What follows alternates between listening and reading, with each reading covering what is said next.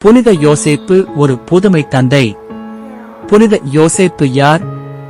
அவருக்கும் இறைமகன் இயேசுவுக்கும் உள்ள உறவு என்ன? வளர்த்து ஆளாக்கினால் கூட நான் உங்கள் பிள்ளை இல்லை என்பது போல் இயேசு எருசலேம் ஆலயத்தில் பேசுகிறார்.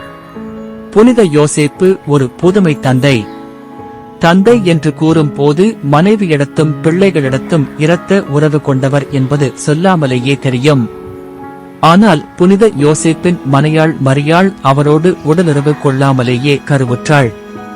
இக்காலத்தில் இப்படியொரு நிகழ்ச்சி ஏற்பட்டால் என்ன நடக்கும்? அந்த ஆண் மகன் அந்த பெண்ணை வெட்டி குழி தோண்டி புதைத்துவிட்டுத்தான் மறுவேலை பார்ப்பான். ஆனால் யோசேப்பு மரியாளை சந்தேக கண்களால் நோக்கவும் முடியாமல், மாறுபட்ட அவள் உடல் தோற்றம் வெளிப்படுத்தும் உண்மையை ஒதுக்கவும் முடியாமல் தவித்துக் குழம்பி இறுதியில் தெளிவடைகிறார். எந்த ஓர் எளிய தந்தையும் தன் கடமையை ஆற்ற அனுபவிக்கும் துயரங்கள், ஏக்கங்கள், கவலைகள் அத்தனையும் புனித யோசேப்பு வெகுவாக பாதித்தன. இத்தனையையும் அவர் நம்பிக்கையோடு சமாளித்தார்.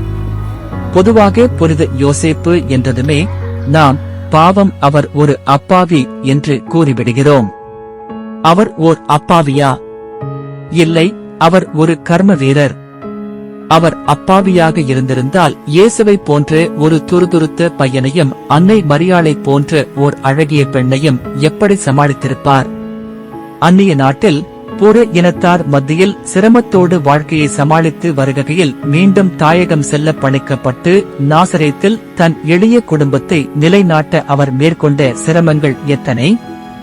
அன்னை மரியாளும் புனித யோசேப்பையும் இறைவன் இயேசுவை வளர்த்து ஆளாக்குவதிலேயே தங்களது முழு கவனத்தையும் செலுத்தி அவரது வளர்ச்சியில் இன்பம் கண்டு வாழ்ந்ததால் அவரிடத்திலேயே நிறைவு கண்டனர்.